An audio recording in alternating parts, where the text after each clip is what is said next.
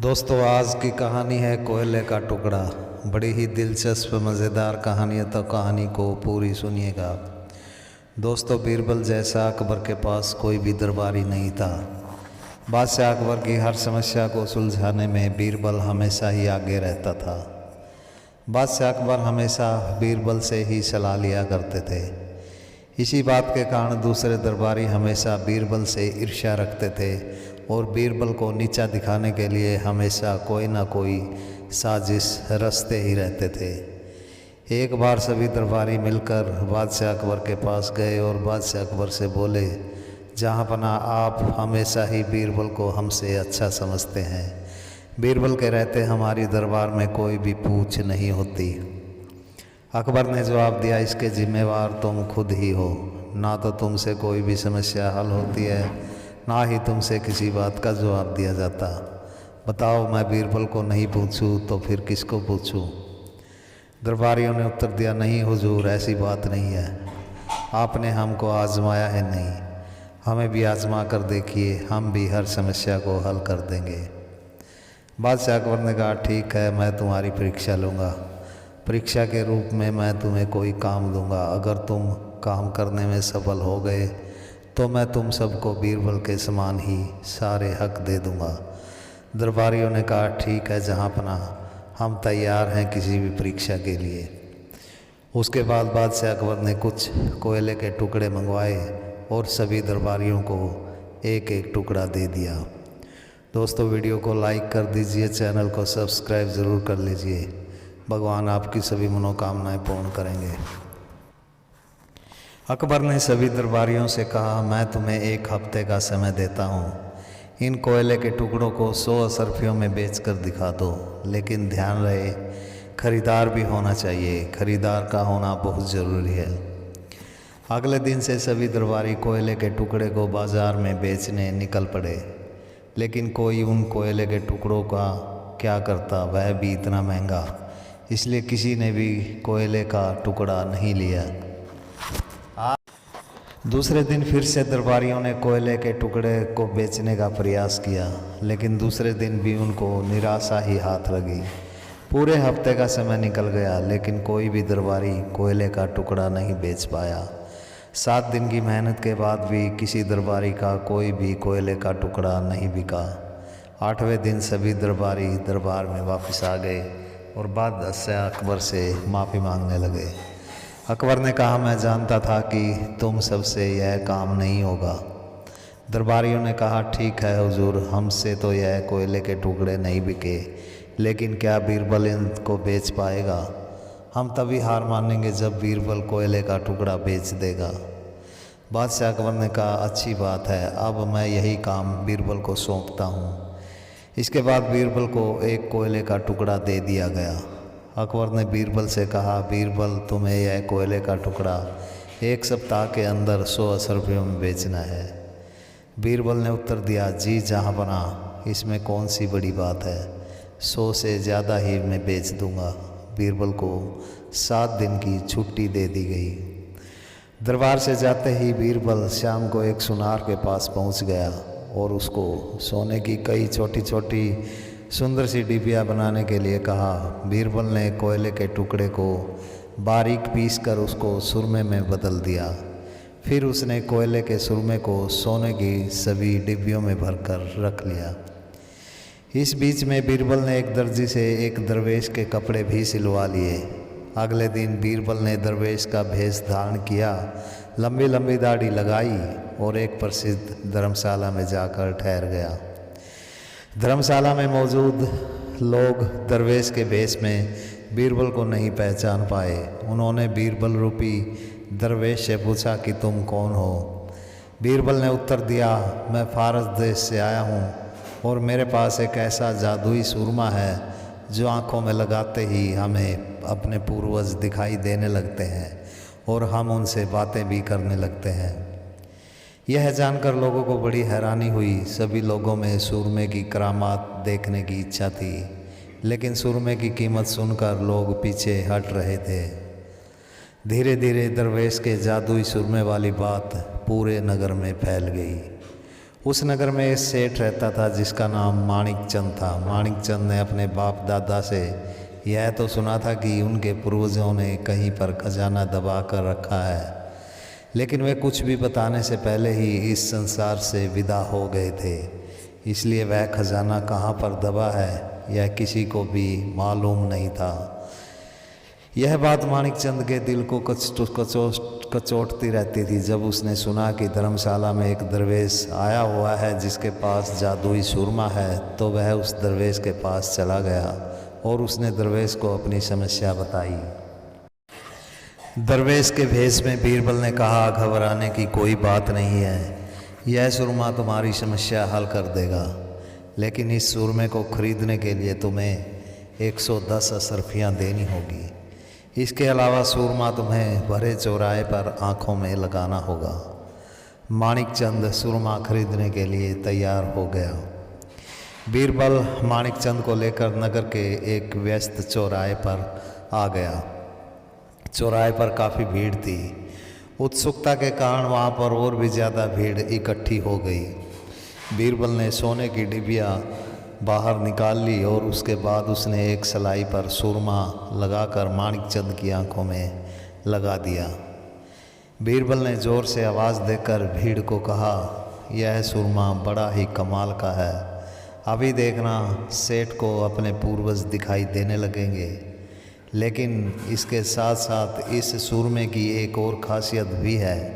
सूरमा लगाने के बाद पूर्वज केवल उन्हीं लोगों को दिखाई देंगे जो अपने पूर्वजों की असली औलाद होंगे। यह बात माणिक चंद ने भी सुन ली। सूरमा लगाने के बाद बीरबल ने माणिक चंद से पूछा, हाँ तो माणिक चंद जी, क्या तुम्हें अपने पूर्वज दिखाई दे रहे हैं? माणिक चंद को कुछ भी दिखाई नहीं दिया, लेकिन बीरबल की शर्त उसको याद आ गई। माणिक चंद का नगर में बहुत रुतबा था। वह अपने नगर में पूरा प्रसिद्ध था, इसलिए बेइज्जती होने के डर से उसने झूठ बोल दिया और ज़ोर से कहा, हाँ महात्मा जी, मुझे मेरे पूर्वज दिखाई दे रहे हैं। इसके बाद तो भीड़ और भी उत्साहित हो गई। माणिक चंद के हाँ भरते ही और भी कई लोग सुरमा लेने के लिए आगे आ गए। बीरबल ने सभी को सुरमे वाली डिबिया बेच दी। एक डिबिया पर बीरबल का खर्चा मुश्किल से 10 अशर्फियों का हुआ था। एक डिबिया से बीरबल को 100 अशर्फियाँ बच गई। बीरबल ने वहाँ खड़े खड़े 10 से ज़्यादा डिबिया बेच दी। सुरमा लगाने के बाद किसी को भी अपने पूर्वज दिखाई नहीं दे रहे थे, लेकिन बीरबल की शर्त से बेइज्जती ना हो जाए, इसलिए सभी पूर्वज दिखाई देने की झूठी हाँ भरते चले गए। जादुई सुरमे द्वारा पूर्वज दिखाई देने वाली यह बात बादशाह अकबर के कानों तक भी पहुंच गई। बादशाह अकबर की भी इच्छा थी कि वह भी अपने पूर्वजों से बात करे। बादशाह अकबर ने एक सैनिक भेजकर दरवेश को दरबार में बुला लिया। दरवेश के भेष में बीरबल दरबार में आ गया। बादशाह अकबर के साथ साथ दूसरा कोई भी दरबारी बीरबल को नहीं पहचान पाया। बादशाह अकबर ने पूछा, महात्मा जी, मैंने सुना है कि आपका सुरमा लगाने से पूर्वज दिखाई देने लगते हैं। बीरबल ने उत्तर दिया, जी जहाँपना, यह बिल्कुल सच है। यह सुरमा बड़ा ही जादुई है। अकबर ने कहा, ठीक है, हमें भी सुरमा लगाओ, हम भी अपने पूर्वजों को देखना चाहते हैं। दोस्तों, चैनल को सब्सक्राइब ज़रूर कर लीजिए। बीरबल ने एक सलाई लेकर सुरमा बादशाह अकबर की आंखों में लगा दिया और कहा, जहाँपना, इस सुरमे का एक और बड़ा फ़ायदा है। पूर्वज सभी सिर्फ उसी व्यक्ति को दिखाई देते हैं जो अपने पूर्वजों की असली औलाद होता है। इससे यह बात भी पता लग जाती है कि व्यक्ति अपने पूर्वजों का वंशज है या नहीं। अकबर की आंखों में सुरमा लगाने के बाद बीरबल ने बादशाह अकबर से पूछा, हाँ तो जहाँपना, क्या आपको अपने पूर्वज दिखाई दे रहे हैं? अकबर को कुछ भी दिखाई नहीं दे रहा था, लेकिन भरे दरबार में बेइज्जती होने के डर से उनको झूठ कहना ही पड़ा कि उनको अपने पूर्वज दिखाई दे रहे हैं। इसके बाद अकबर ने दरवेश को कहा, कि अब सभी दरबारियों को बारी बारी से सुरमा लगाओ और उनको भी इनके पूर्वज दिखाओ। दरवेश रूपी बीरबल ने उत्तर दिया, लेकिन जहाँ पनाह यह इतना सब सस्ता सुरमा नहीं है। आपको तो मैंने मुफ्त में लगाया है, लेकिन अगर दरबारियों को सूरमा लगवाना है तो उन्हें सूरमे की डिब्बी खरीदनी होगी। इसके लिए कम से कम 110 असरफियाँ लगेंगी। अकबर ने जवाब दिया, कोई बात नहीं, तुम्हें इसकी कीमत मिल जाएगी। दोस्तों, वीडियो को लाइक ज़रूर कर दीजिए। इसके बाद अकबर ने सभी दरबारियों को आदेश दिया कि वे सब एक एक डिब्बिया खरीद लें। वहाँ पर करीब 20 दरबारी थे। सभी ने बीरबल को 110 असरफियाँ देकर एक एक डिब्बी खरीद ली। बीरबल ने एक स्लाइड लेकर उनकी आंखों में सुरमा लगा दिया और पूछा कि क्या आप सबको अपने पूर्वज दिखाई दे रहे हैं। सभी को बीरबल की शर्त याद थी, इसलिए भरे दरबार में बेइज्जती होने के डर से सभी ने झूठी हाँ भरने में ही अपनी भलाई समझी।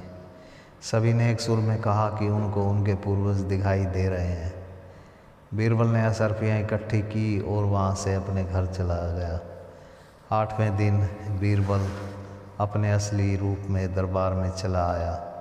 उसको दरबार में आया देख अकबर ने बीरबल से पूछा, हाँ तो बीरबल, क्या तुमने कोयले का टुकड़ा बेच दिया?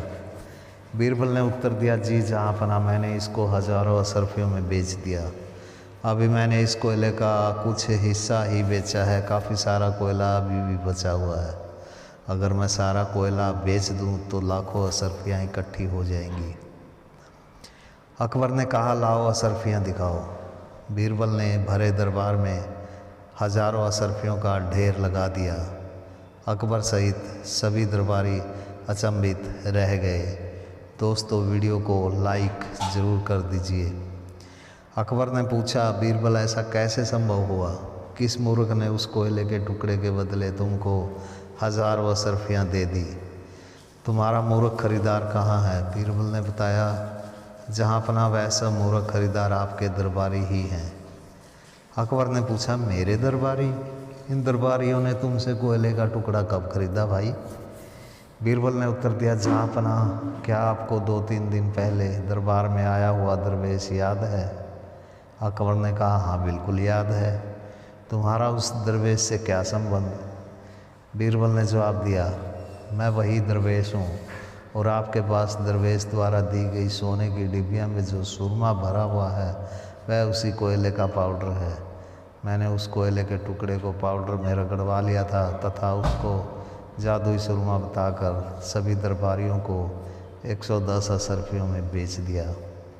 दरबारियों के अलावा सुरमे की डिबिया को मैंने बहुत सारे प्रजाजनों को भी बेचा था। अगर ज़रूरत पड़ी तो मैं उनको भी यहाँ पर बुलवा सकता हूँ। अकबर को पूरी कहानी समझ में आ गई। अकबर ने बीरबल से कहा, इसकी कोई ज़रूरत नहीं, हमें यकीन हो गया है।